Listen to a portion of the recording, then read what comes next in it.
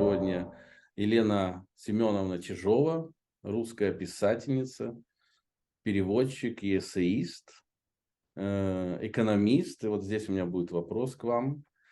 Лауреат премии «Русский букер» 2009 года.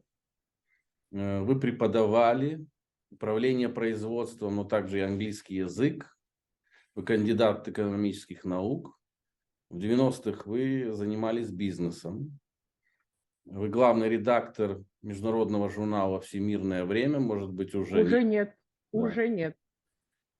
И у вас 2 детей, как я понял. Если бы вы могли бы немножко больше рассказать им то, что я нашел про вас, про себя, были бы мы все вам благодарны. Ну, вы знаете, я действительно последние 20 с лишним лет пишу прозу. До этого в советское время, поскольку по разным причинам мне не удалось поступить на филологический факультет Ленинградского университета, поскольку я, в общем, очень хотела учиться и поступила в финансово-экономический институт, и, будучи добросовестным человеком, я его закончила с красным дипломом, меня тут же пригласили несколько кафедр одновременно и работать, и писать диссертацию. Мои родители, особенно мой папа, просто упали мне в ноги и умоляли стать кандидатом хотя бы каких-нибудь наук, потому что в советское время это было вообще что-то неописуемое. Ну и вот я действительно закончила аспирантуру, довольно легко защитила кандидатскую диссертацию, и ровно после того, через, наверное, 2 недели после того, как пришло подтверждение о том, что ВАК принял мою диссертацию, я уволилась с кафедры и стала частным образом преподавать английский язык. Я довольно долго это делала, наверное, лет 10-12. У меня были такие маленькие детские группы, которых я учила из года в год. Но все это время я мечтала писать. Угу. И когда началась перестройка, я действительно, вот у меня появилось это ощущение наполненности парусов. Знаете, только я расправила крылья, но тут, в общем, случились все сложности, с которыми встретились все люди в начале 90-х, то есть прекратили платить зарплату. Мой муж, доктор исторических наук, вообще прекратил получать деньги. Тут у нас одновременно родилась младшая дочь, и мне пришлось бросаться на амбразуры, спасать семью, что я и сделала, несколько лет занимаясь бизнесом. Но где-то к 96-му и 97-му году я поняла, что мой поезд уходит. И этот самый бизнес – это такая, в общем, прилипчивая вещь, и если я не сделаю над собой усилия и не уйду в абсолютную нищету, плюнув, извините, на все, и рассчитывая только на то, что рано или поздно у меня с моим писательством получится, то я проживу просто чужую жизнь. Вот это очень сильное было для меня чувство. Я это сделала, хотя мои родные совсем были этому не рады, поскольку привыкли жить более или менее, к тому времени более или менее обеспеченно. Но я это сделала, и мы довольно долго действительно просто прожили в такой, ну, я не скажу в нищете, но, в общем, в бедности. Тем не менее, я стала писать и писала, в общем, не покладая рук. Первый мой роман вышел «Крошки Цахис», также изданный, изданный вашим издательством, да, разумеется. Да, я сейчас просто представляю себе красивую обложку, вспоминаю. Я опубликовала его в 2000 году, сразу получила 2 литературных премии, и после этого написала еще несколько романов, и действительно «Время женщин» было удостоено в 2009 году общенациональной литературной премии «Русский букер». С тех пор моя жизнь коренным образом изменилась. Это был такой очень резкий перелом к лучшему. Хотя я была готова к тому, что я всю жизнь, в общем, буду просто писать, сидеть за письменным столом и в лучшем случае публиковать книги на русском языке. Но после этого мои книги начали переводить, очень быстро переводить на другие языки. Вот этот упомянутый вами роман «Букеровский. Время женщин» сейчас уже, кажется, на 20 иностранных языков переведен, но выходят и другие книги, ну, во всяком случае, до последнего времени выходили. Вот летом в Эстонии у меня вышла книга, и я знаю, что в вашем издательстве моя книга «Город, написанный по памяти», сейчас готовится к изданию. Не знаю, началась ли уже работа над переводом, но, по крайней мере, я знаю, что вы собираетесь эту книгу издавать. Но когда я все это говорю, у меня, знаете, все время внутри такое ощущение, что я говорю о себе в прошедшем времени, и это чувство у меня возникло после 24 февраля, когда случились известные трагические события, и вот самое такое простое, что я в этот момент почувствовала, что моя жизнь сломалась. Все, к чему я стремилась все эти последние, наверное, 30 лет, оно обесценено. Я надеюсь, что это неправда, но, тем не менее, меня несколько месяцев терзала такая глубокая депрессия. Вот только, пожалуй, сейчас я потихоньку начинаю из нее выходить, начинаю потихоньку работать, но, конечно, пока что совсем не в прежнем ритме. Ну, мы покажем ваши книги на экране, которые мы издаем, и чтобы наши телезрители и читатели это увидели. Спасибо. Эти Спасибо большое. книги, в принципе, во всему миру западному на английском языке. Можно их просто купить. От Амазона до, честно говоря, иногда я вижу, что и в Китае, и в Японии наши книги тоже появляются в книжных магазинах, потому что там есть. Так сработает сейчас система дистрибьюции по всему миру книжная. И это очень позитивно. Тема, о которой мы будем сегодня говорить, это, как я уже сказал, переосмысление времени. А почему я хотел с вами поговорить? Потому что вы пережили несколько эпох: советскую, становление новой России и вот путинскую. Но путинскую я пока еще не пережила. Да, Я вы сейчас еще еще, проживаете, да. я еще проживаю внутри нее. Я нахожусь в Петербурге, поэтому проживаю ее в полной мере. Вот, и поэтому вы, мне кажется, сможете раскрыть и дать ответы на вопросы, которые я составил. Не скрою, я над ними долго думал, потому что мне хотелось бы сравнить и провести параллели между этими эпохами, и опираясь, где возможно, на примеры из ваших книг, если это возможно. То есть, если нет, то нет, но если возможно, то было бы интересно для читателей, наверное. И аудитория, для которой мы это делаем, в первую очередь, это та же аудитория, для которой мы издаем наши книги. Да, она западная, то есть она английский читатель, англоязычный, но поэтому все интервью будут сопутствоваться субтитрами, над которыми будем очень скрупулезно работать, чтобы оно получилось очень точный перевод того, что вы говорите, и будут говорить другие авторы.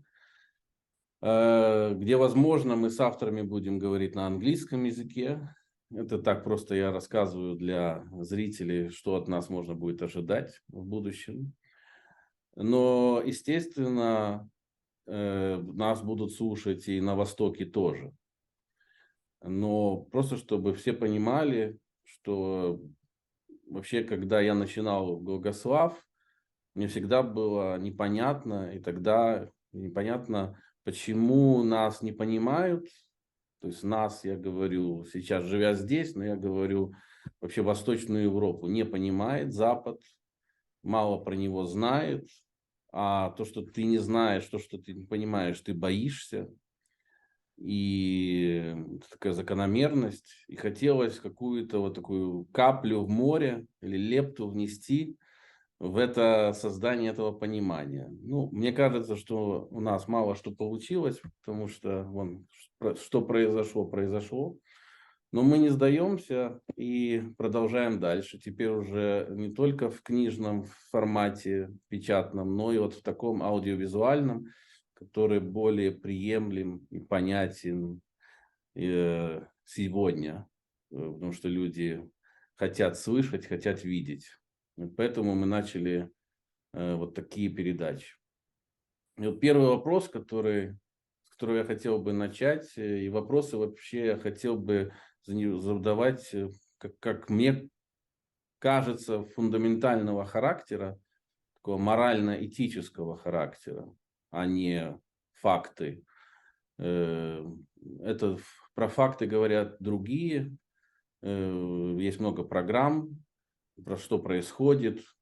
Поэтому я хотел бы обсуждать фундаментальные вопросы, которые, мне кажется, они волнуют не только меня, человека, который прожил здесь давно, но мне кажется, и волнуют людей просто западных, которые мало что знают про наш мир, про мир бывшего советского пространства, который стал сейчас вообще, честно говоря, актуален как никогда в каждой, вот если говорить про Голландию, каждой голландской семье.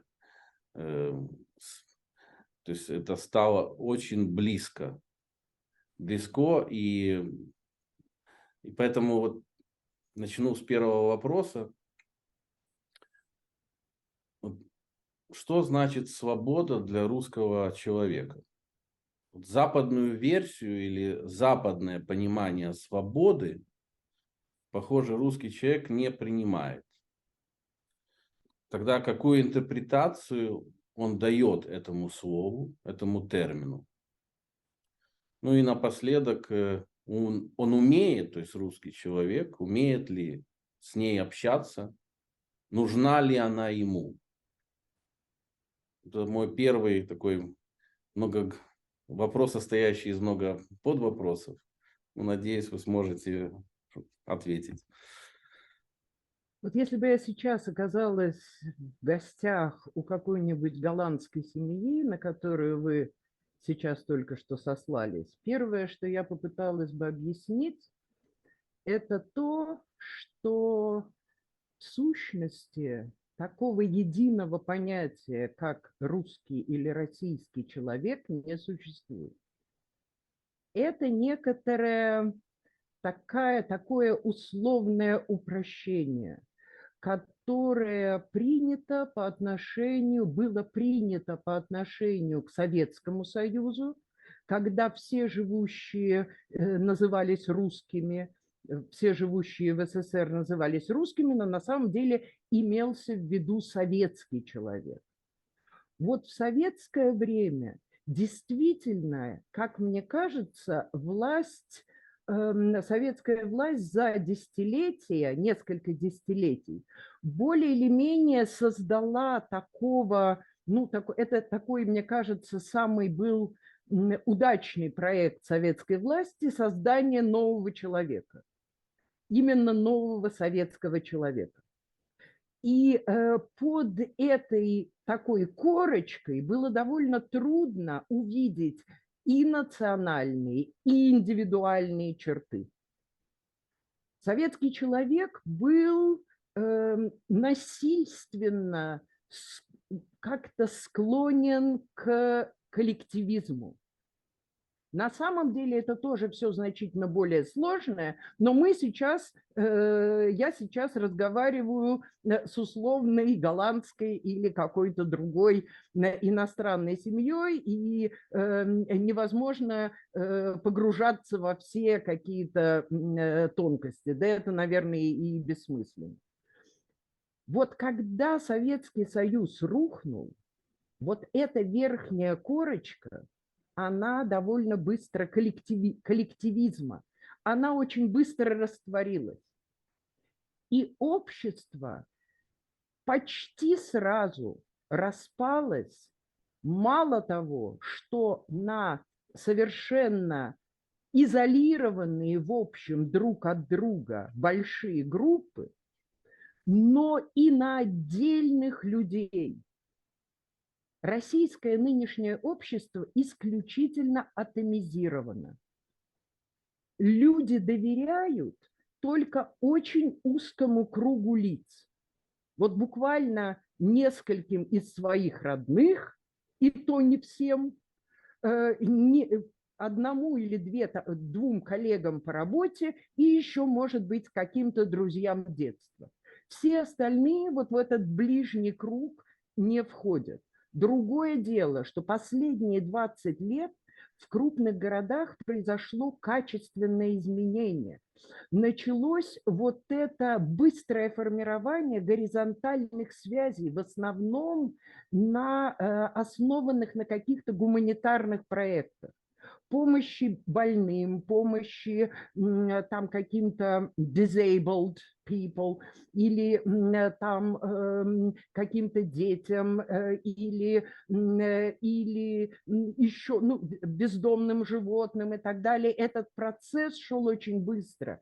И эксперты именно с этим связывали надежды на создание такого нового гражданского общества. Это все шло более или менее параллельно с политическим развитием страны. Вот то, что мы видим сейчас, когда я довольно много езжу, ну, до ковида, конечно, особенно, ездила и по разным странам, но и по российским городам, и я вижу, что вот эта гигантская Россия, она протяженна не только в пространстве от Калининграда до Владивостока, но, что самое интересное, и во времени. Крупные города живут в общем, в основном, в 21 веке, вот в современном мире. И представление людей о свободе в Петербурге, в Москве, в Екатеринбурге, особенно людей молодого поколения, они, в общем, мало отличаются от тех представлений, которые разделяют люди там, в Восточной Европе. Мне трудно сказать по поводу Западной Европы, потому что, возможно, там немножко все, чуть-чуть все иначе. Этого я просто не могу это утверждать. Но если вы отъезжаете куда-то в сторону, там за 200 километров, скажем, от Петербурга, в какой-нибудь маленький город, в котором существует одно какое-то структурообразующее предприятие, а люди, собственно, живут в тех же интерьерах и экстерьерах, в которых они существовали и в 80-е, и в 90-е годы, и так далее, то там ментально люди продолжают жить в том же, в более или менее советском пространстве, только в таком пространстве, которое их все время обманывает. Они-то привыкли к тому, что государство в чем-то им помогает, ну, по крайней мере, заботится. Таков основной вообще советский постулат, во что до сих пор верят многие. Но государство давным-давно о них забыло. И люди вынуждены, начиная с 90-х годов, были вынуждены выживать. И вот так, по мнению экспертов, я здесь сошлюсь на замечательного профессора, географа Натальи Зубаревич, таких России, она говорит, что таких России, по сути дела, 4. Это совершенно несоединимые друг с другом пространства, где представления о жизни коренным образом различаются. Поэтому сказать, что все русские люди так-то и так-то относятся к любому явлению, это, в общем, с самого начала какой-то совершенно неправильный подход. До такой степени разнятся представления, скажем, о 90-х годах, что меня это просто довольно часто просто поражало. Здесь, в больших городах, конечно, было очень трудно, но тем не менее было вот это чувство открывающихся возможностей. Люди, во всяком случае, энергичные люди искали и находили себя, меняли профессии. Здесь, в общем, здесь кого не спроси, а я специально спрашивала разных людей, все говорят, что они ну точно живут лучше, чем в советское время во всех отношениях. Но в маленьком городе Таганроге, на родине Чехова, однажды, когда я выступала там в маленькой такой в районной библиотеке и рассказывала как раз о своей книге «Город, написанный по памяти», одна женщина задала мне поразивший меня вопрос. Она спросила, когда, по моему мнению, жизнь была страшнее? В 90-х годах или во время Ленинградской блокады? Сама постановка вопроса означает, что в 90-е годы я и эта женщина жили в абсолютно разных мирах. Поэтому, когда люди, которые ментально и, по сути дела, остались где-то там в 80-х, в лучшем случае, а то и в 90-х годах, говорят о том, что они больше всего на свете боятся нестабильности, и они держатся за эту надежду, одновременно поддерживая Владимира Путина, а это, собственно, его так называемый ядерный, в хорошем смысле слова, электорат, то этим людям, в общем, во многих отношениях можно только посочувствовать. Спасибо за ответ. Вот, пару лет назад, когда я был в Москве, один патриот, к моему удивлению, мне сказал, что Россия самая свободная страна в мире. Вот это частное мнение, как вы думаете, или это действительно мыслило или до сих пор мыслит определенная часть населения? И до сих пор я вот неделю назад слушал, ну, понятно, я, наверное, это он там это его пропаганда, как бы его задание, но с такой уверенностью говорится, что Россия свободнее, чем вот мы здесь. И вот меня это удивляет, потому что я даже не знаю, как на эту тему думать и как относиться к такому. Потому что всегда я слышал обратное. Живя здесь, да даже в принципе, и живя там, и слушая мнение восточноевропейской части населения.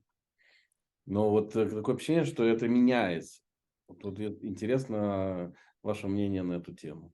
Ну, я не знаю, что именно имел в виду ваш собеседник, когда говорил о том, что Россия самая свободная страна. Это мнение мне тоже не раз доводилось слышать, и до определенного времени были такие в российской жизни были такие просто огромные, даже не островки, а, в общем, такие огромные острова свободы, в частности, в книгоиздательском деле. Вот за 20 с лишним лет своего писательства я вообще ни разу не столкнулась ни с какой попыткой, ни с одной попыткой редакторской цензуры, там с просьбой убрать даже какую-то рискованную лексику или еще что-то, ничего подобного не было.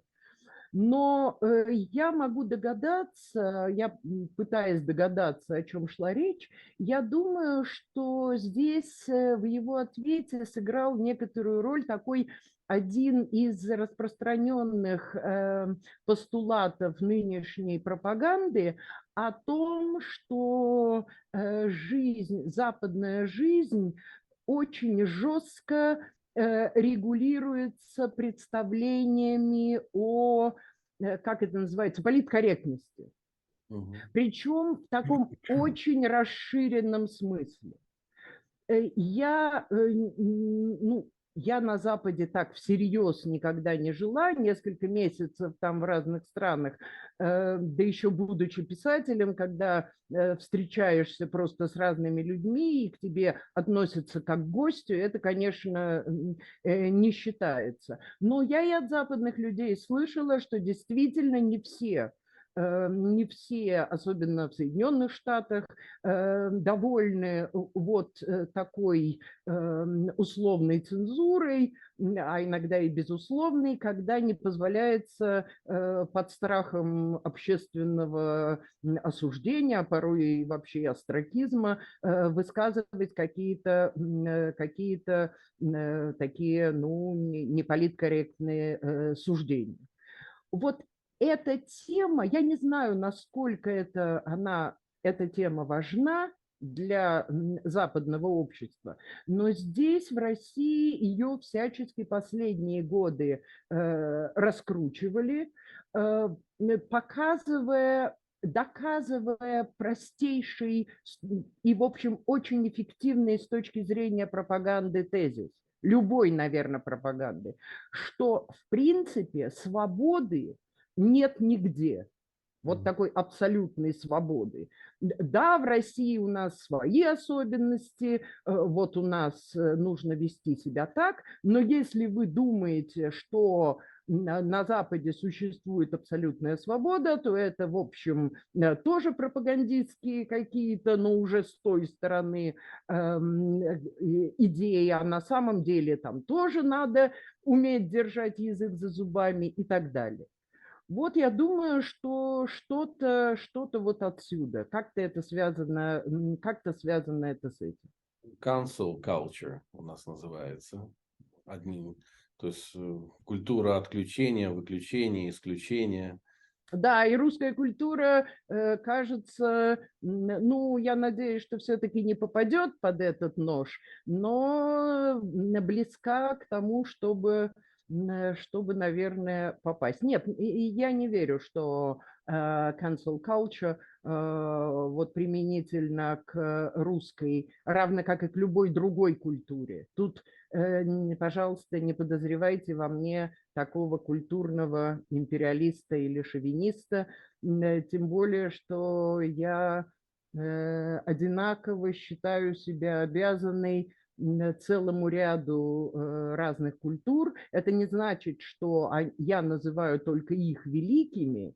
Просто так сложилось в моей жизни, что первые мои культурные потрясения, такие настоящие, были связаны с немецкими писателями, в частности, с Томасом Манном, с Германом Гессе.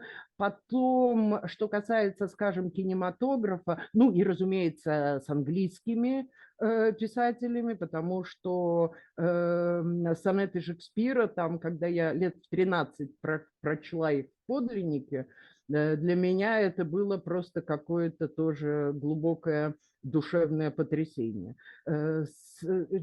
Мои представления о кинематографе были сформированы японскими кинорежиссерами, например, Акирой Куросавой, и польскими, особенно Кшиштофом Кишлевским. Поэтому я вообще не понимаю разговоров о такой узконациональной привязке той или иной культуры. У каждого человека есть свой набор культурных предпочтений и своя национальная культура, вот, скажем, русская культура очень во многом мне близкая, она просто вот внутри этого лично для меня, лично мною выбранного пантеона. Поэтому представить себе, что просто можно взять и что-то уничтожить и оставить какую-то зияющую пустоту, такого, мне кажется, не бывает, потому что на каких-то высотах, где существуют великие произведения искусства абсолютно из разных культур, там происходит такое притягивание, отталкивание, взаимопроникновение, что это совершенно такой живой и самостоятельный организм, и никаких человеческих сил, мне кажется, не хватит на то, чтобы это каким-то образом, вот это взаимодействие межкультурное каким-то образом прервать или уничтожить. Спасибо за ваш ответ. Вот связанный с этим, у меня следующий вопрос. Последние десятилетия Россия искала национальную идею, национальную идентичность. Получилось ли ее найти и сформулировать? И движется ли Россия к какой-то новой идеологии? Ну, у меня есть какое-то внутреннее ощущение ответа, но мне хотелось бы от вас это услышать. И вообще эти вопросы я создавал летом. По разным причинам мы не могли тогда провести разговор. У меня такое ощущение, что они стали еще актуальнее, еще реже. Во всяком случае, мне это сейчас режет больше и ум, и слух, и душу, когда я их вам задаю. Вы знаете, позвольте мне вернуть вас к своему первому утверждению о том, что единой России не существует. Поэтому это такой, ну, как мне кажется, опять заранее упрощающий вопрос о том, что вот вся Россия, значит, сидит и старательно ищет национальную идею. Некоторая довольно существенная часть россиян безо всяких национальных идей просто выживают. Угу. Вот живут, что называется, от зарплаты к зарплате, да еще вынуждены перебиваться какими-то небольшими кредитами, Угу. очень, кстати, невыгодными. И впервые мысль о создании вот такой новой российской идеологии была высказана Борисом Ельциным, который многие до сих пор считают таким человеком, при котором в России окончательно расцвела свобода. При всех его замечательных качествах Ельцин все же был глубоко советским человеком, такова была, в общем, его биография. Поэтому он чувствовал себя как-то, наверное, неуверенным в таком пространстве, где не было никакой идеологии. И тогда, как мне рассказывали, был организован такой прямо мозговой штурм, который, в общем, ничем не закончился, а закончился таким выводом, что вот в современном мире никакая национальная идея сама собой, вот, так сказать, по мановению сверху она не рождается. Если она и рождается, то откуда-то из недр. Угу.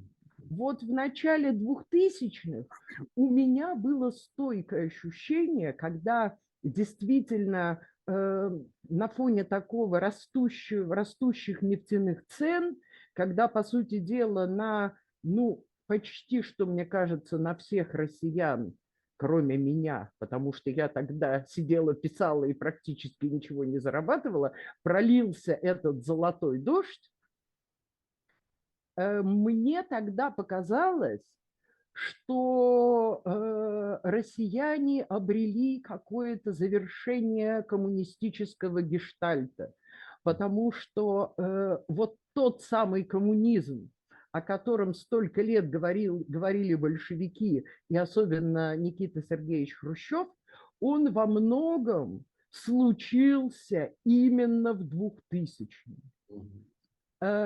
Впервые за всю историю 20 века россияне соприкоснулись в разной, разумеется, степени, потому что еще в 90-х началось стремительное имущественное расслоение, но все же каждый, наверное, на своем уровне прикоснулся к обществу потребления. Люди получили возможность приобщиться к каким-то благам западной цивилизации. И мне тогда, и вообще люди были счастливы вот этим. Я очень хорошо это помню. Я тогда шутила, что главная национальная идея, во всяком случае в крупных городах, стал евроремонт. Потому что люди хотели активно, как-то улучшали, пытались улучшить свои жилищные условия, пытались как-то привести в порядок старые квартиры, которые не ремонтировались там еще с советского времени.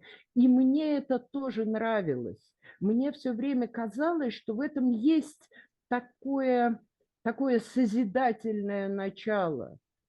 Поэтому, когда какие-нибудь там пожилые люди начинали ворчать о том, что вот, мол, дескать, мы там в свое время были высокодуховными, а нынешние, значит, они только и норовят чего-нибудь там купить или чего-нибудь там вкусненькое съесть, я всегда страшно злилась и на всех встречах с читателями говорила о том, что люди мечтали об этом целыми поколениями. Сейчас еще живы те люди, которые вынуждены были годами стоять в очереди за каким-то холодильником. Или, ну, я думаю, ваши родители, больше вас заставшие советскую жизнь, они все это вам рассказывали об этих пустых полках, о карточках, которые множество раз вводились во время советской жизни. Поэтому вот эти самые 2000-е годы были таким просто совершенно райским в этом смысле для многих людей времени. Тогда очень быстро росли зарплаты, и вообще казалось, что все будет, вот начинается какая-то замечательная жизнь. К сожалению, государство и пропаганда стали будоражить вот эти загнанные вовнутрь чувства ностальгии по прошлому, вот этот ресентимент, который у многих людей был связан с брежневским временем, который они считали очень счастливым, хотя бы потому, что, ну, это можно объяснить. Во-первых, что пройдет, то будет мило, как говорил Пушкин, а во-вторых, все годы эти люди были просто молодыми.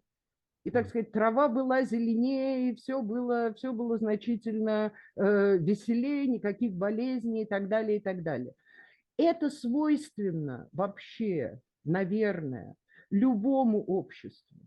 Но так сложилось, что пропаганда вообще в собственных целях стала активно подогревать эти чувства. И те же самые люди, которые в молодости мечтали о коммунизме, который не случился по-настоящему в советское время, вот это сознание, которое жаждало абсолюта, вот этого абсолютного коммунизма, оно почему-то зеркальным образом отбросило их мысли назад, и они стали искать райское существование вот в том прошлом времени, где Советский Союз был великий, где государство заботилось обо всех, где все якобы получали отдельные квартиры бесплатно, где было самое вкусное мороженое. И это стало такой новой верой. Почему я говорю о вере? Потому что никакие рациональные доводы о том, что не бывает ничего бесплатного, и эти самые квартиры, они появлялись из тех денег, которые государство, собственно, не доплачивало работникам, а собирало их в отдельных государственных фондах. Что мороженое, да, по тем временам оно было вкусное, но сейчас есть десятки разных видов мороженых, и среди них тоже есть очень вкусные. Вот эту память, ее невозможно вот такую, особенно индоктринированную идеологически, ее совершенно невозможно перешибить или переформатировать никакими рациональными доводами. И именно с этим, в общем, работает пропаганда. И пропаганда работает в отличие от советской. Я должна сказать, что вот эта пропаганда, над которой, в общем, интеллигенция последние там, наверное, 15 лет посмеивалась, на самом деле оказалась исключительно эффективной, потому что она очень точно, в отличие от, скажем, западных людей, которые представляют Россию как некий такой вот единый организм, она была очень глубоко эшелонирована. И разные пропагандисты имели дело с совершенно разными группами населения. И они, ведь на самом деле, вот как пишут, как написано в учебниках, пропаганда эффективна только в той мере, в какой она отвечает каким-то потаенным желаниям и мечтам человека, который ее потребляет. Если человек счастлив в своем нынешнем существовании и просто оглядываясь назад, оценивает трудный путь, который он прошел там от своей юности и так далее, довольно трудно убедить его в том, что апофеоз его счастья пришелся на на последние его школьные годы, когда он после школы мог поесть мороженое. Понимаете?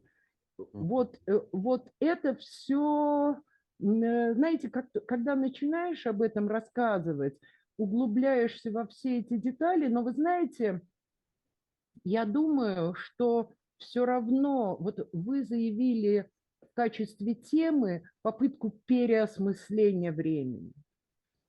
Для меня это тоже очень важная, очень близкая тема. Вот так или иначе, в общем, я в своих романах пыталась переосмыслить прошедшее время, ну, за редким исключением. И вот этот роман «Город, написанный по памяти», это попытка переосмысления всего 20 века. История моей семьи, начиная от первых лет там 1903-1905 и до, наверное, 80-х, 90-х годов. На фоне истории сначала Петербурга, потом Петрограда, потом Ленинграда, потом опять Петербурга. Но сейчас я понимаю, что каждый следующий шаг истории, который мы проживаем, он заставляет еще раз по-новому осмысливать то, что казалось уже осмысленным. То есть в этом смысле история абсолютно такая бесконечна. Ее можно, каждое поколение может и должно ее заново переосмысливать. Единственное, что меня пугает, что я вижу сейчас, это такой соблазн, в который впадают многие, кто пытается переосмыслить и последние там 20-30 лет, и советское время, это найти какие-то прямые исторические параллели.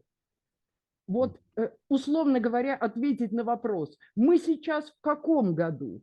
В 1936, в 1944 или уже, например, в 1951?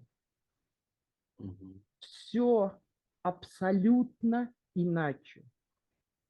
Вот то, что мы видим сейчас, знаете, у меня даже вот иногда возникает впечатление, что сейчас мы проживаем, я, конечно, разумеется, не знаю будущего, и никто этого не знает, но сейчас мы в каком-то ускоренном темпе проживаем все советские эпохи.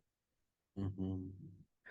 То есть, знаете, вот есть такое представление о том, что там человек перед смертью, он вдруг там в течение нескольких секунд, он вдруг мгновенно видит какие-то важнейшие события своей жизни. Я не знаю, так это или нет. И, разумеется, я не знаю, сколько времени еще будет продолжаться правление Путина, вот эта путинская эпоха. Но, тем не менее, ну, может быть, можно сказать иначе. То, что происходит сейчас, это своего рода попытка реконструкции, или, как, знаете, молодежь говорит, попытка косплеить разные советские и даже досоветские какие-то там царские эпохи. Поэтому у нас вообще в российских городах прямо бок о бок стоят какие-то памятники белым адмиралам и рядом каким-то революционерам. Ну, условная улица Колчака, я не знаю, она существует или нет, но условная, она может соседствовать с улицей Розы Люксембург или еще что-то. Вот сейчас это какой-то, ну, я не знаю, это действительно, это не салат, а это какие-то картины, которые всплывают в сознании разных людей. Людей, которые причастны к власти, но и людей, которые абсолютно находятся, ну, так называемых простых людей. Вот это очень такое сложное сочетание этих странных картин. Мне кажется, что вы ответили частично на вопрос следующий мой, но я все равно его задам, чтобы в него немножко больше углубиться, потому что меня он очень волнует. И почему российский народ в каждом поколении, как мне кажется, соблазняется. Он верит кому-то, какой-то идеологии, и в результате делает ошибки на поколение вперед. Вот сейчас такое ощущение, что происходит то же самое. И мы там уже были. Ну, вы частично что-то начали говорить на эту тему. Да, я понимаю, я действительно, ну, краем я коснулась, наверное, вы так вот с другой стороны, если вы зашли немного сейчас с другой стороны, я попытаюсь на ваш вопрос ответить. Ну, вы знаете, мне-то вот опять же кажется, что, ну, во-первых, начнем с того, что в досоветское время, ну, во всяком случае, в XIX веке, русский народ в широком смысле этого слова и прочие народы Российской империи были, в общем говоря, лишены какой-то, ну, самоидентификации в смысле идеологии. Никто, никакой, это было глубоко традиционное общество, и никакой идеологии никто, в общем говоря, не выбирал. Существовали религии в соответствии с, ну, национальной принадлежностью. Наверное, были, ну вот как в православии там существовал раскол, были старообрядцы, но тем не менее идеология человека определялась его рождением. Если человек, как в любом таком глубоко традиционном обществе, человек, родившийся в крестьянской семье, в общем, с огромной долей вероятности должен был всю оставшуюся жизнь остаться крестьянином. Все начало стремительно меняться Через, наверное, лет 20 после реформ Александра II, царя-освободителя, когда в России наступило так называемое золотое десятилетие XIX века, когда стремительно вот, на фоне растущего капитализма, госкапитализма, конечно, развивались различные отрасли промышленности. Я это знаю хорошо, потому что та же самая прабабушка, она дожила до моих, в общем, довольно взрослых времен, и она мне об этом рассказывала. То есть я знаю, как это выглядело снизу. Не из учебников истории, в которых все это, в общем, было, ну, историю всегда пишут победители, а победителями были большевики. Поэтому какой-то выбор, да и то, я бы сказала, самым бедным слоям российского общества предложили большевики. Причем это был довольно насильственный выбор. Это не был свободный выбор, когда, так сказать, перед ними, ну как, знаете, вот в этой легенде, как князь Владимир выбирал религии для России. Там все, в общем, было сделано по результатам гражданской войны. И действительно огромное большинство выходцев из глубоко деревенской, крестьянской страны, оттуда, из глубины этой страны, появились, ведь очень многие, когда читаешь биографии людей, все восхищались советской властью, молодые люди того времени, за то, что она предоставила невиданные социальные лифты.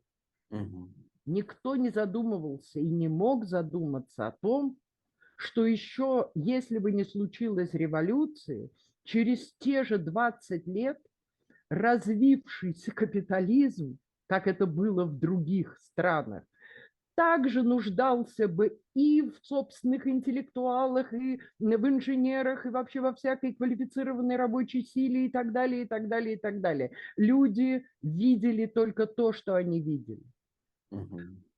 И вот этот соблазн, вот это восхищение советской властью, вопреки всему, во-первых, оно, конечно, формировалось пропагандой, советской пропагандой, в те времена очень умелой, но, тем не менее, оно продержалось только до 70-х годов. Последний всплеск был еще до моего рождения, в хрущевское, ну, то есть я родилась, но была еще в таком возрасте, что мне было не до пропаганды, не до идеологии, не до имени, собственно, руководителя государства. Так вот, в хрущевское время возникли такие отголоски первоначального коммунистического соблазна, когда люди стали говорить о социализме с человеческим лицом.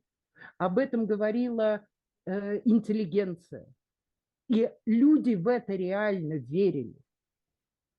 И все это закончилось, ну, в среде интеллигенции это закончилось, как многие потом говорили, в 1968 году, после так называемой Пражской весны, когда советские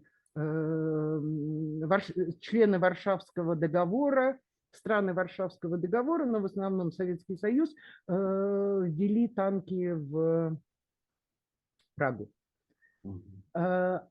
А у народа это все закончилось чуть, наверное, позже, по мере того, как жизнь становилась все более унылой, трудной, пустели прилавки, и в то же время начали просачиваться откуда-то из Запада вот эти картины необычайно прекрасной жизни.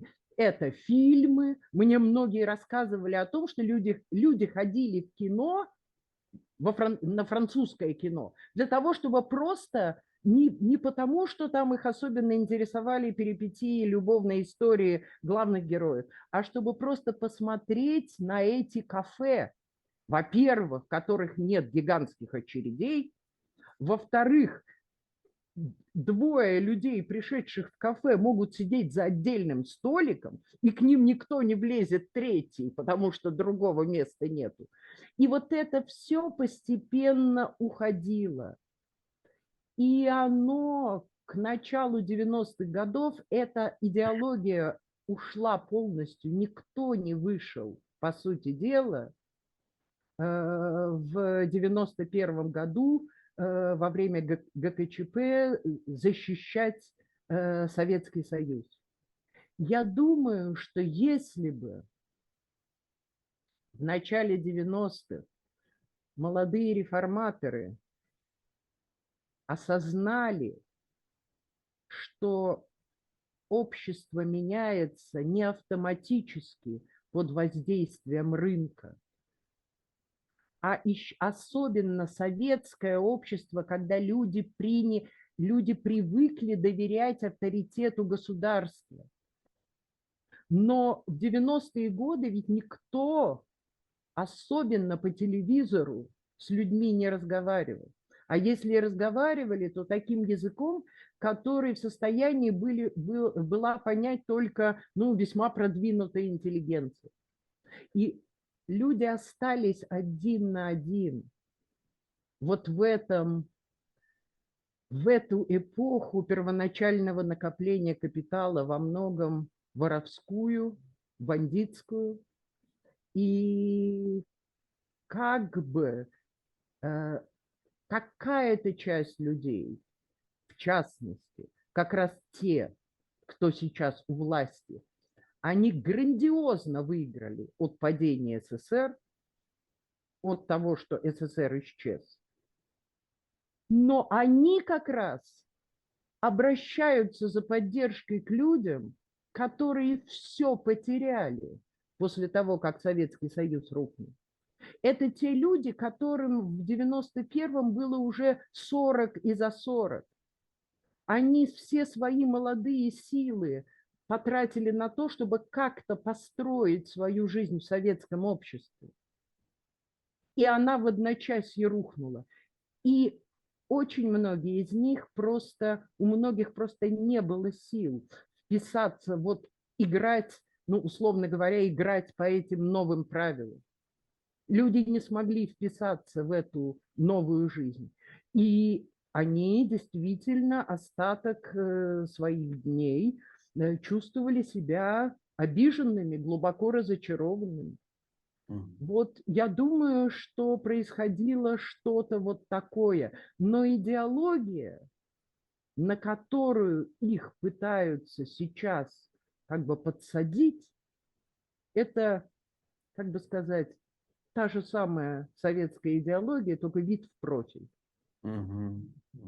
По сути дела, это все то же самое. Это просто более откровенно высказанное то, что в советское время было принято немножко, знаете, так скрывать за кулисами. Поэтому я бы не сказала, что российские люди, россияне вообще разных национальностей, они из раза в раз они попадаются на крючки какой-то новой идеологии. Я думаю, что когда во всех смыслах закончится советское и постсоветское время, вот все эти идеологические соблазны в разных видах, фас, профиль и так далее, вид сбоку, вид слева, они просто перестанут действовать. И вот поэтому у меня следующий вопрос. Российский народ во все времена терпит власть до определенного момента. Вот в результате происходит социальный взрыв. И вот вопрос сейчас, можно ожидать что-то подобное? Вот вы можете сравнить сталинское, советское время и этап, который страна проходит сейчас? Да я могу сравнить хоть царское с нынешним. И вот как раз сравнивая, так ретроспективно оглядываясь и скользя глазами по 20-му, 19-му и дальше веку, я должна вам сказать, что вопреки убеждению очень многих даже экспертов, мне доводилось не раз это слышать и от экспертов, вообще последний подлинно народный социальный взрыв случился в царствовании Екатерины Великой. Угу. Это Пугачевский бунт, вот эта грандиозная Пугачевская война, которая затронула несколько таких уральских южных областей России. И действительно, ее можно было назвать просто реальной крестьянской войной против государства. Не против отдельных каких-то там своих помещиков, не против там каких-то злоупотреблений на местах, а замах был просто на смену режима. После этого ничего подобного ведь не было. Революция 17-го года, февральская революция, простой народ, в общем, никакого отношения к этой революции не имел, если только оставить в стороне вот такой триггер, когда женщины в петроградских очередях за хлебом вдруг испугались, что хлеба на всех не хватит. И это такой был, ну, я не знаю, фитиль, который зажег вот такую буржуазно-демократическую революцию. Никакие крестьянские народные массы в том, что происходило в Петербурге в феврале 17 года, участия просто не принимали.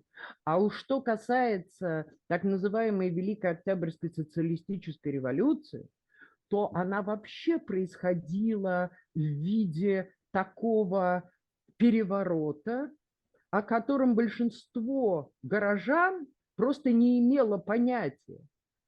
Люди продолжали ездить по улицам, ходить в какие-то магазины, заниматься своими делами, а в это время Ленин в Смольном произносил свои вот эти, ставшие потом знаменитыми зажигательные речи.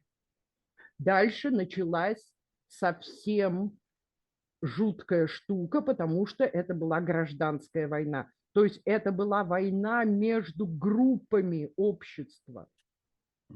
Это была не то, что народная война против государства. Что касается сталинского времени, ну, тогда вообще все, даже небольшие восстания, которые были там в разных областях, на Урале и так далее, они, в общем, довольно быстро были подавлены. И следующее, что я могу вспомнить, это известные события в Новочеркасске 1962 года, когда люди взбунтовались против повышения цен на мясо, потому что одновременно понизили расценки, трудовые расценки.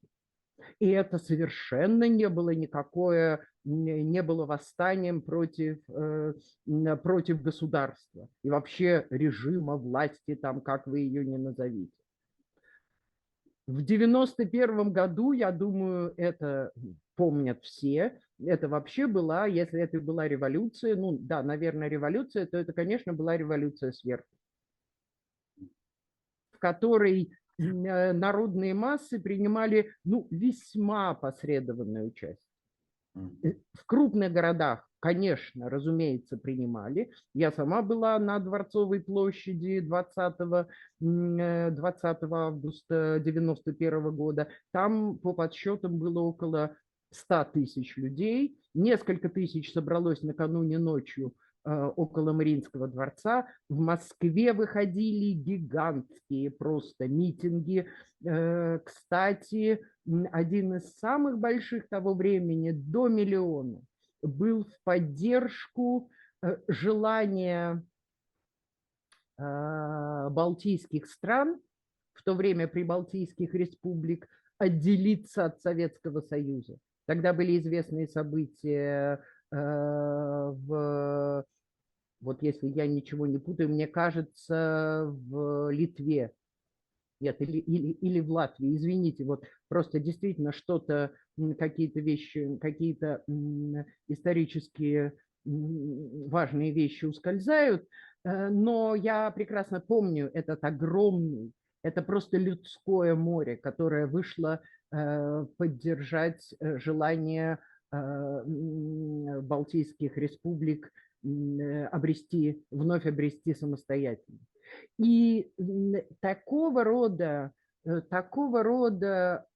волнения, они были последние там 20 лет, наверное, до ковида, ну, может быть, но они были не в форме вот этого русского бунта, о котором Пушкин писал, что он бессмысленный и беспощадный.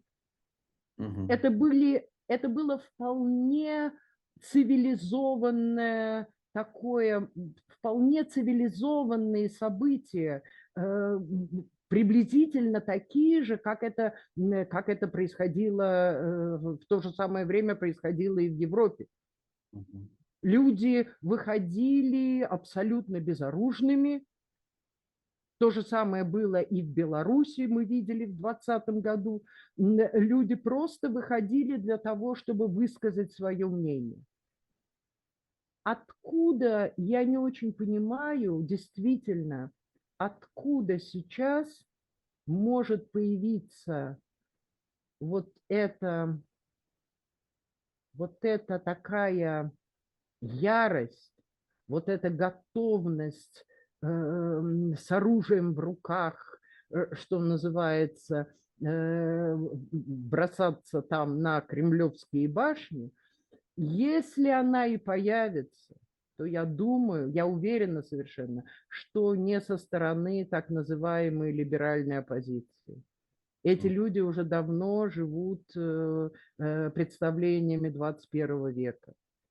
А вот именно оттуда, из так называемых патриотических слоев общества, где понятие силы само по себе – это очень уважаемое понятие.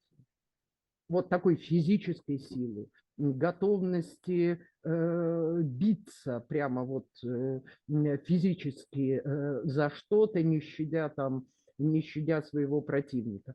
Поэтому я не знаю, поэтому я совсем не хочу, чтобы возникли какие-то, знаете, такие яростные народные бунты, потому что в этом случае вообще никому мало не покажется. И, во всяком случае, здесь мы ощущаем, что Запад на это ставит как бы ставку. На то, что российское общество изнутри. взбунтуется. Что-то произойдет изнутри. Или общество, или элиты, но вот, или комбинация. Но вот... Нет. Что-то, разумеется, рано или поздно произойдет. Никогда так не бывало, чтобы ничего не бывало, знаете. Но что это будет? Будет ли это какие-то естественные движения смены власти или какие-то более жесткие, какие-то взаимные разборки там людей, которые в это время, там, не знаю, когда окажутся там наверху, этого я не знаю. Ну, собственно, этого никто не знает. Это все такие спекуляции сейчас. Да, конечно.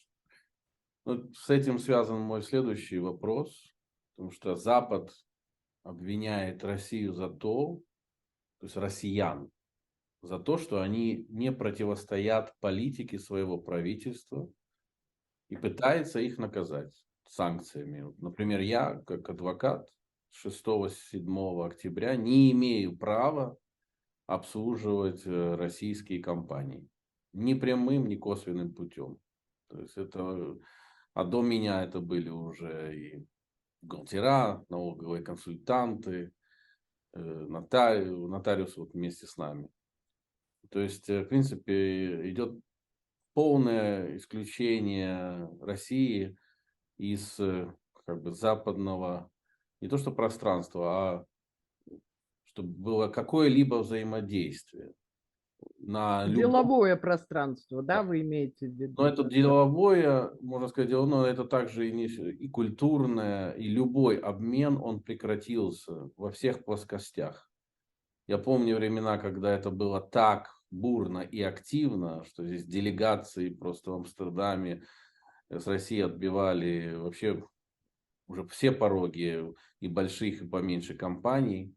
И вот сейчас это абсолютное, то есть мы идем на убывание в взаимоотношениях. И вот меня волнует, возможно ли обвинять целый народ. Этот вопрос сейчас часто задают.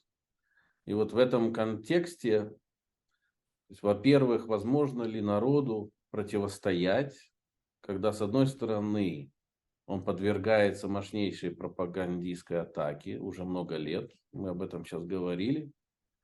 Во-вторых, с другой стороны, житель России сегодня рискует физически, зная, что он может сесть на 15 лет, если я не ошибаюсь, если будет выражать несогласие с политикой, таков закон. Уже не говоря про увольнение с работы, потерю средств существования для себя и своей семьи. Если я не ошибаюсь, так было в России всегда, в любые времена, с небольшими перерывами. И здесь кроется третья причина. Общество не имеет опыта существования вне режима пропаганды и вне страха. И вот вопрос, можно ли такое общество обвинять? Ну, И вы знаете, все, что я сказал, это не оправдание, это просто вопрос. Вот у тебя поставили в определенные рамки, и вот ты должен, или ты должен быть абсолютным, все должны стать героями с одного дня на другой. ну, вы знаете, вы вот в этом вашем вопросе, мне кажется, 10 содержится 10 вопросов. Мгм. Поэтому тут, если я начну пытаться на все это последовательно отвечать, то мы, наверное, и останемся здесь до завтра и будем все это Да. разбирать, да. Но я охотно попытаюсь ответить. Понимаете, все вот это вот, то, что сейчас, то, как сейчас относятся к россиянам, к людям, имеющим российский паспорт, вот к людям, которые действительно по, ну, по юрисдикции, или как это называется, относятся к России, независимо от того, где они там жили последние там 30-40 лет и так далее. Это все происходит на фоне вот такой горячей фазы вот этого противостояния, которое в России мы обязаны называть спецоперацией, а мир называет войной. Э, Наверное, это совершенно естественно, потому что люди, глядя на все это, люди, живущие на Западе, ну, в западном мире, на условном Западе, потому что это там есть и восточные страны и так далее, они приходят от всего этого в ужас, но сделать ничего не могут. Поэтому это очень понятно по-человечески. Хочется что-то сделать, чтобы это прекратить. В реальности это очень трудно. Ну, правительство там отправляет какие-то байрактары или там, я не знаю, хаймарсы или еще что-то, а чиновники, которые не связаны с военным ведомством, они тоже хотят что-то сделать. И искренне хотят. И, разумеется, под раздачу попадаются те, кто находится под рукой.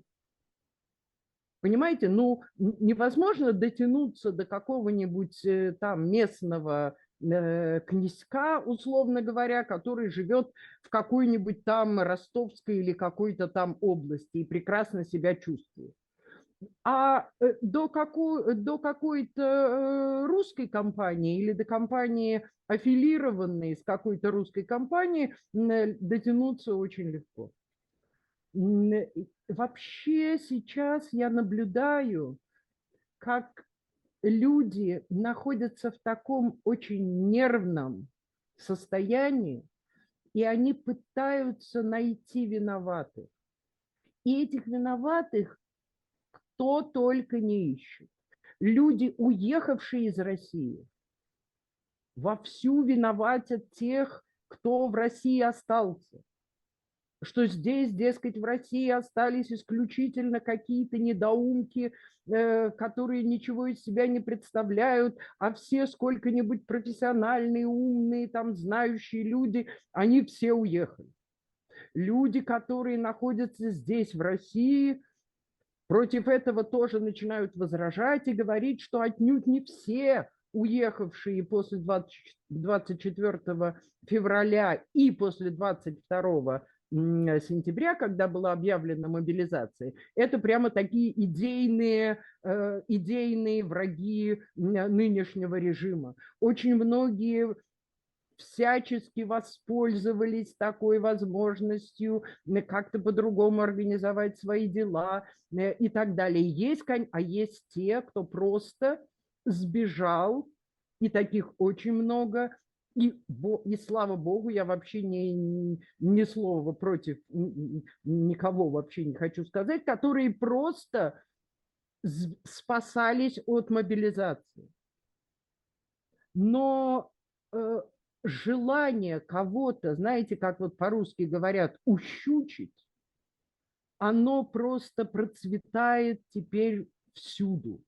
Я думаю, что труднее всего будет, ну, просто тяжелее всего будет меняться отношения между россиянами и украинцами. Это потребует, наверное, усилий нескольких поколений.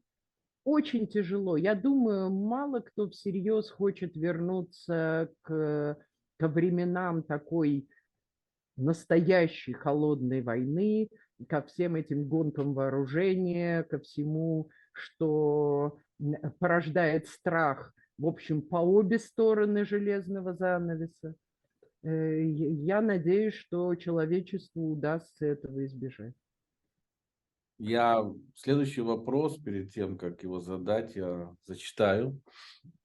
Когда Александр Солженицын в 1983 году получал Темплтовскую, если я правильно произношу, премию в Лондоне, он прочитал лекцию с названием «Безбожье. Первый шаг к ГУЛАГу». Вот перед тем, как задать вопрос, я хотел бы процитировать его высказывание. Запад еще не пережил коммунистического вторжения. Религия здесь остается свободной. Но историческая эволюция Запада была такова, что сегодня он тоже переживает искание религиозного сознания, прилив секуляризма, который, начиная с позднего Средневековья и далее, постепенно захлестывает Запад.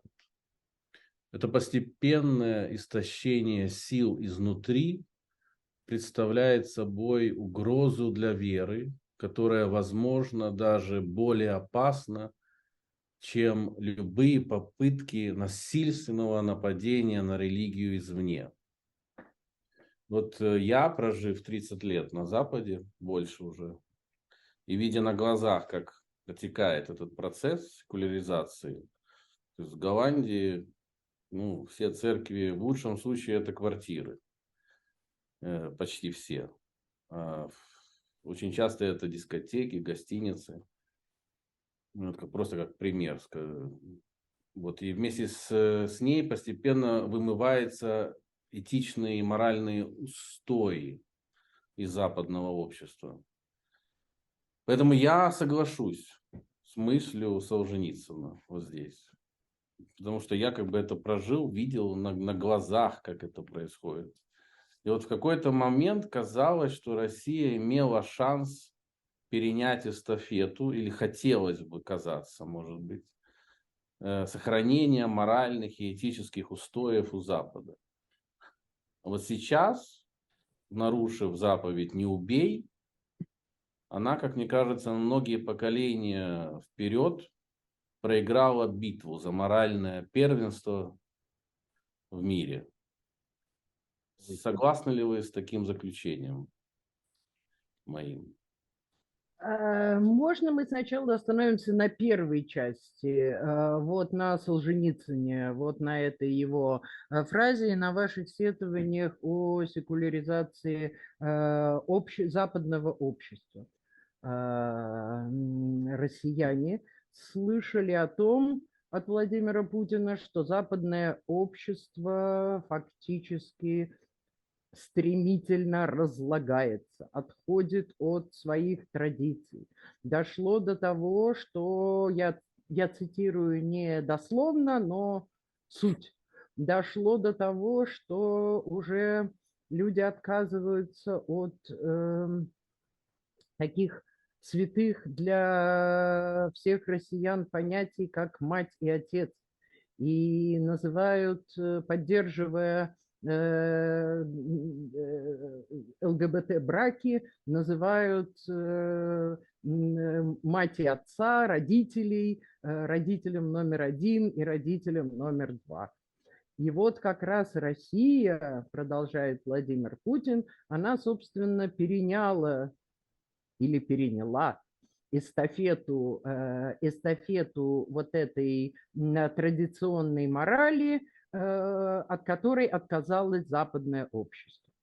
То есть вы расходитесь только в этом месте. Владимир Путин считает, что Россия переняла эту эстафету, а вы считаете, что ей, наоборот, не удалось этого сделать. Значит, я должна сказать, что секуляризация вообще происходит, как мне кажется, по мере развития индивидуализма в человеческом обществе, по мере развития образованности, способности людей критически мыслить, способности людей, что очень важно, строить свою собственную жизненную стратегию. То есть не полагаться на то, что кривая куда-то вывезет, судьба сложится, Бог там сам распорядится, что будет, то и будет, как Бог скажет, то и с тем я и смирюсь, и так далее, и так далее. Вот по мере того, как в людях растет самостоятельное самосознание, происходит отход не всегда даже от веры, а от традиционных религий. Вот от этого ритуала, который воспринимается как проявление некоторого магизма, от такого как бы привычки к общинной жизни, когда люди по выходным собираются там из окрестных домов, собираются в какую-то церковь. Значит, слушают проповедь, вместе пьют потом чай и так далее. Я понимаю, что в этом есть много не только искренней веры, но еще и желания социализации, когда люди хотят общаться и так далее. Но вообще говоря, я сама прошла вот этот довольно трудный путь от человека церковно верующего к человеку, который, ну, я не могу назвать себя атеистом, но в то же время я очень далека от церкви, потому что мне не посчастливилось узнать жизнь церкви изнутри. К сожалению, по своим семейным обстоятельствам я оказалась глубоко погруженной вот во все перипетии внутренней церковной жизни. И через какое-то время я, в общем, поняла, что, во всяком случае, российская церковь, она, русская православная церковь, она, собственно, совсем не чужда всем тем грехам, в которых священники обвиняют своих прихожан. Думаю, ровно то же самое происходит и в там, протестантских церквях, наверное, в католической церкви, тем более в общем, в наше глубоко оцифрованное время. Поэтому сам по себе этот процесс, я думаю, естественен, и он будет продолжаться и дальше, с какими-то откатами назад. Но мне кажется, что сама по себе религия, она ведь, собственно, ну, в чем была, если можно так выразиться, идея Христа? Она ведь была не в том, чтобы люди выполняли обряды.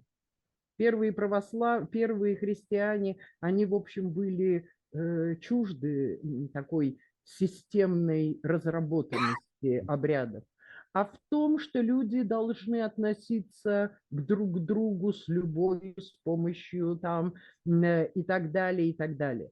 Так вот, я думаю, что если на удачу взять какую-нибудь, ну, я не знаю, северную европейскую страну, какую, ну, скажем, Финляндию или Швецию, поскольку я там бывала, в Голландии я не бывала, поэтому ничего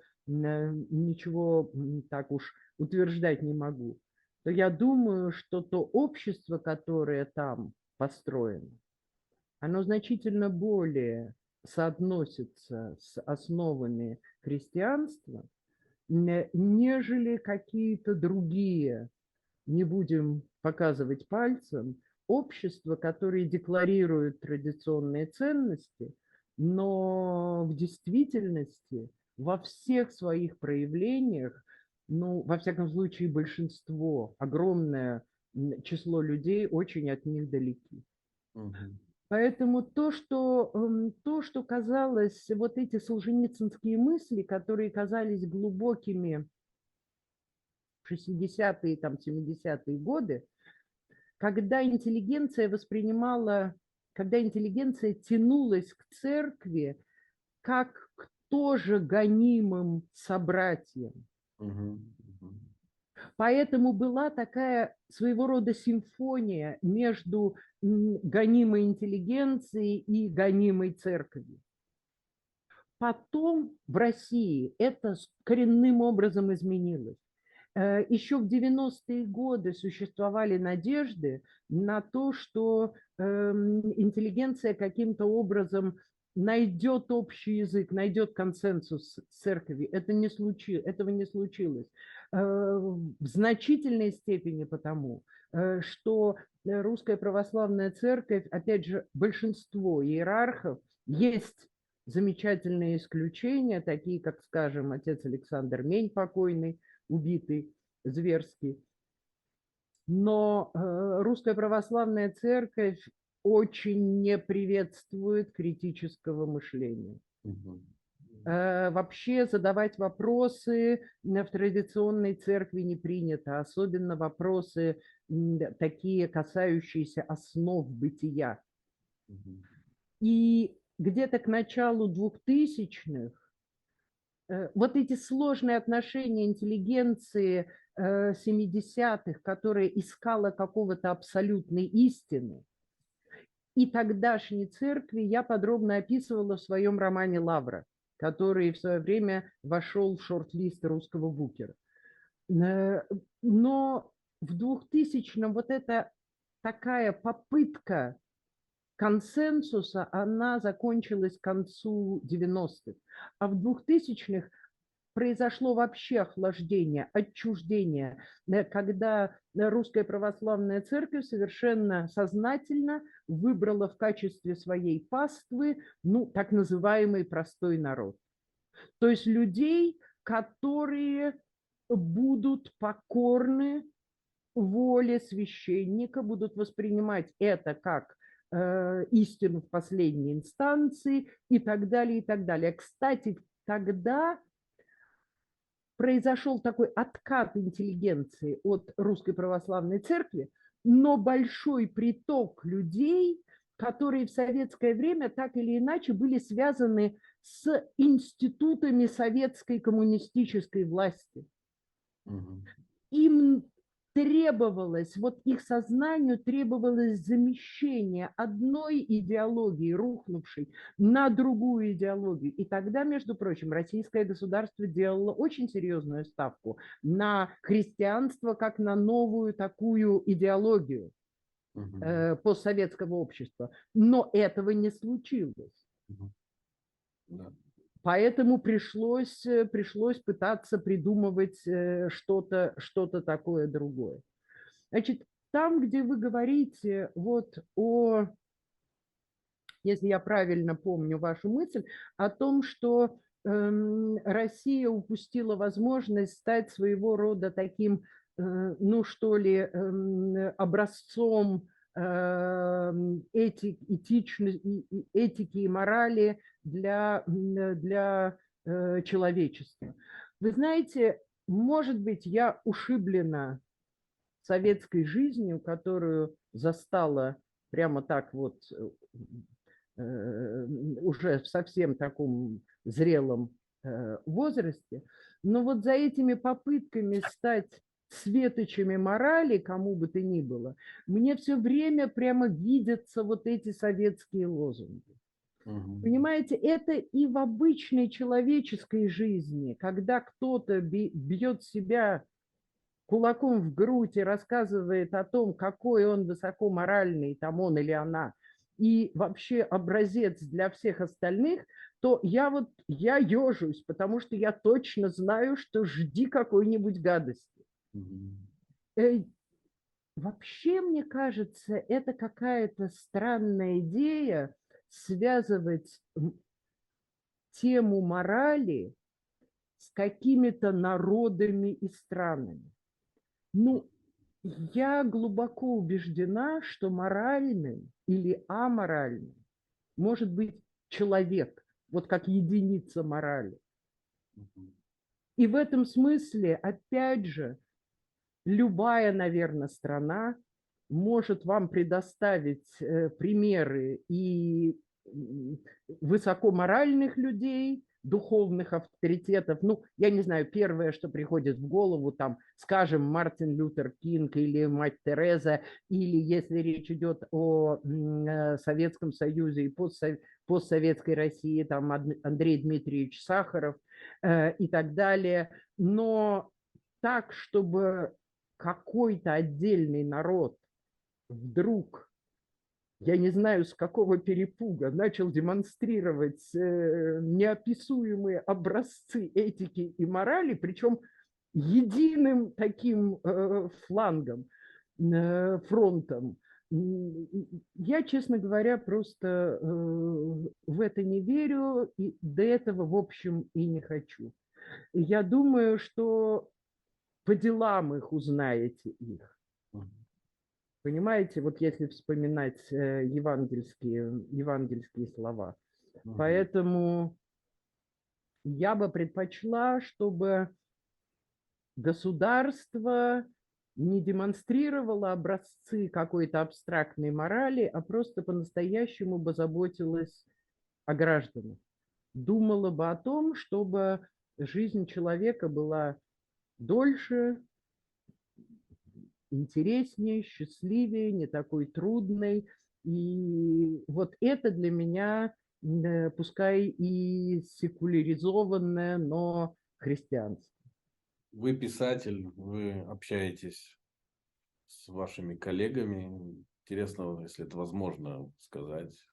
Вот как реагируют писатели на происходящее, на тот факт, что свобода слова уменьшается, может быть, уже вообще ее практически. Такое впечатление отсюда, что ее почти нет и в России. То есть уменьшается, ущемляется. Вот что ему говорят, думают писатели?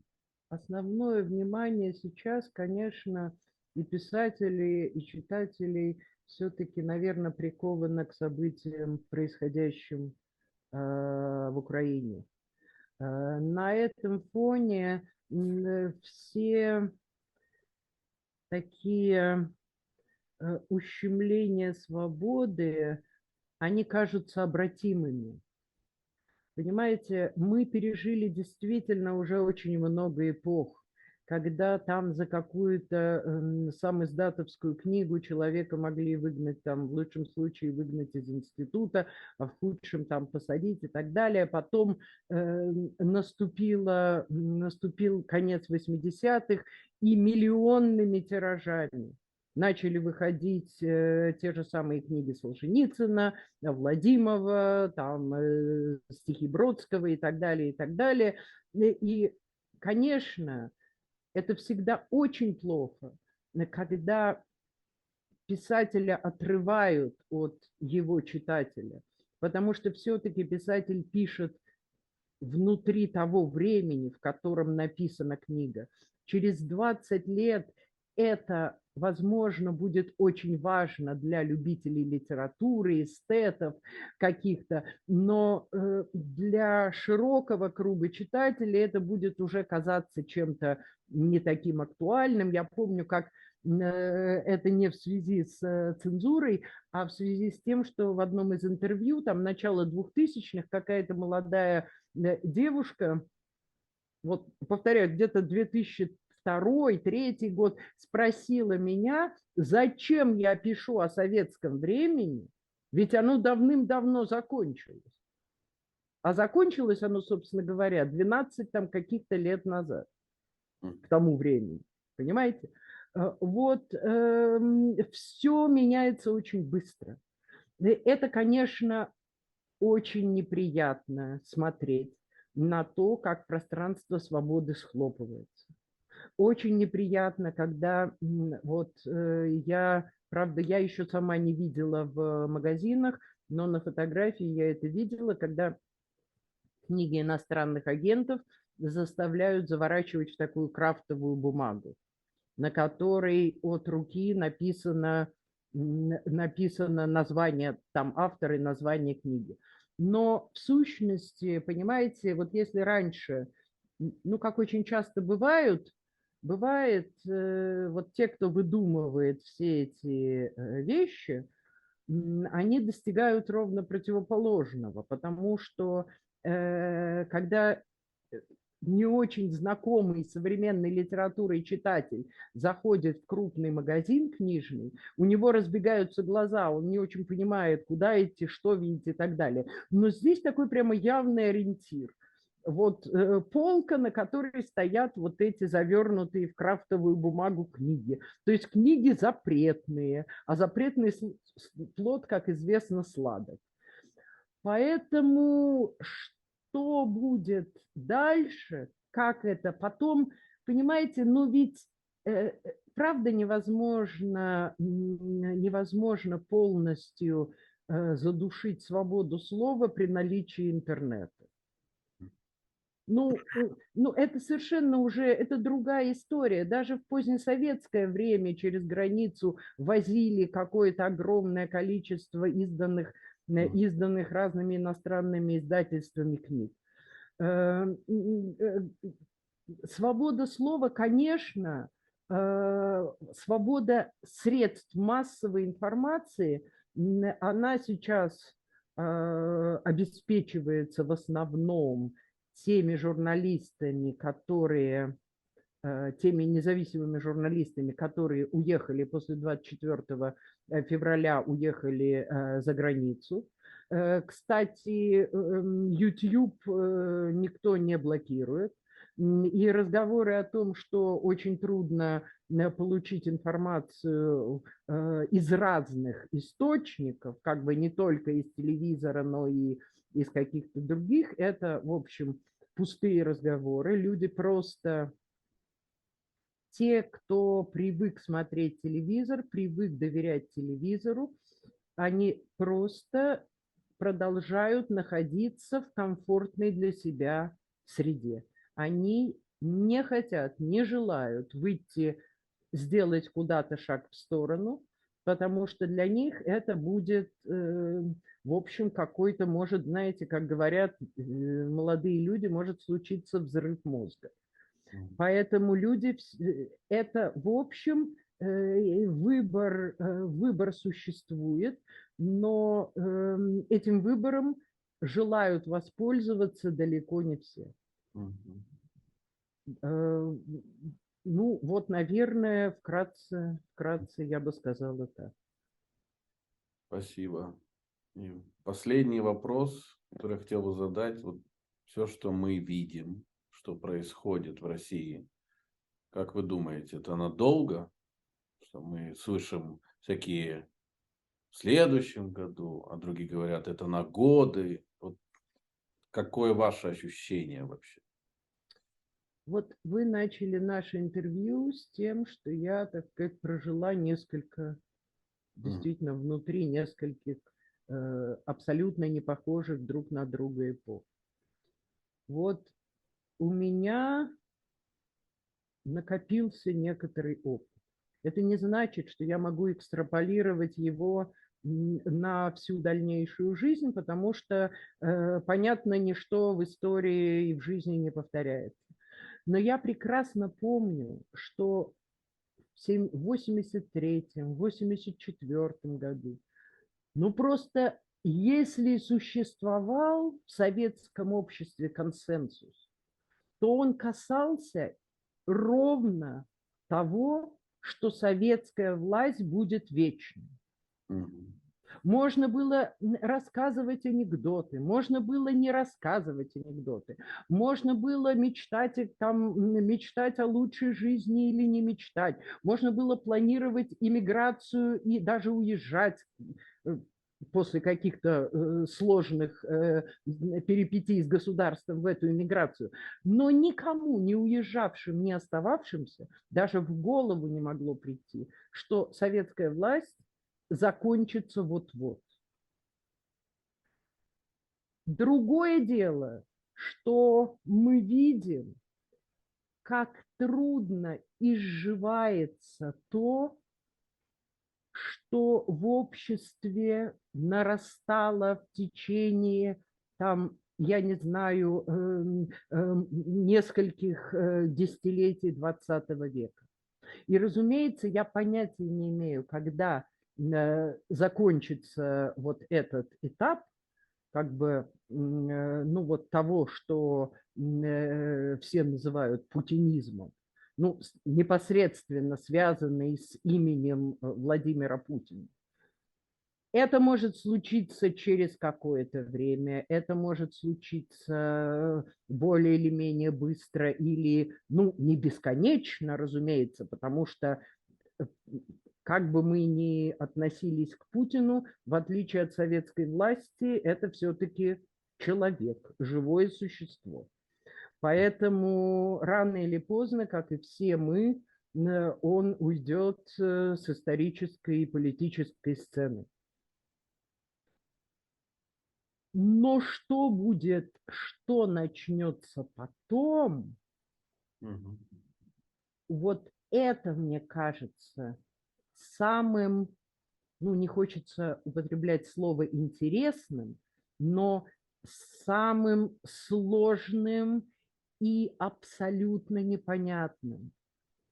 Каким образом страна, в общем, совершенно расколовшаяся сейчас, как потом эти люди будут все находить общий язык, как они будут изживать травмы, которые нанесены им вот этим временем, как они будут оценивать собственное отношение к тем действиям, тем военным действиям, которые происходят, как военные говорят, за ленточкой, то есть вот там, в Украине.